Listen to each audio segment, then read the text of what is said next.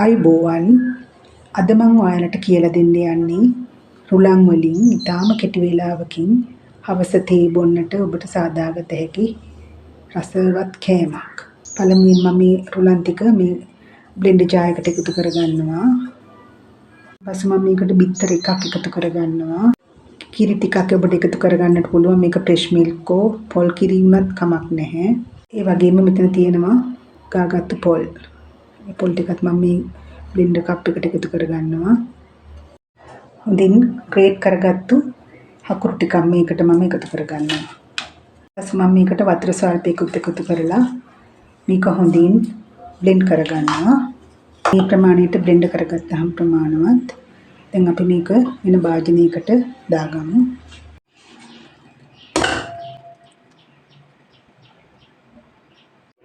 දැන් මම මේකට එකතු කරගන්නවා බේකින් සෝඩා ස්වල්පයක්.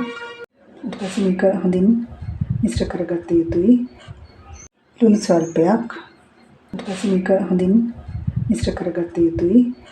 දැන් මේ මිශ්‍රණය විනාඩි 5ක් පමණ වසා තබා ගන්න. මේ විනාඩි 5කට පසුව මට හිතෙනවා තව වතුර චුට්ටක් මේකට එකතු විය යුතුයි කියලා.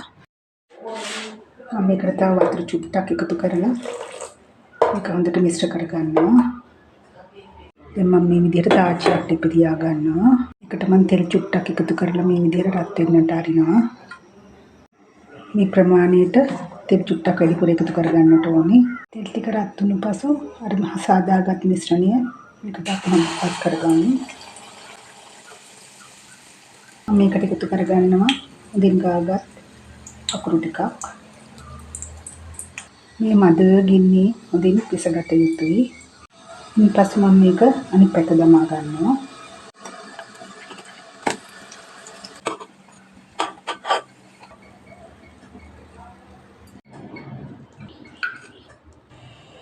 මේ බලන්න පැණි පාටට හොඳට සොෆ්ට් එකට තියෙනවා. මේක හරියම ලේසි හදාගන්න. ඉක්මනින්ම හදාගන්න පුළුවන්. ඔබත් මේක කැමති නම් හදලා බලන්න. හදලා බලලා රසයි නම් මට කමෙන්ට් එකක් දාන්න.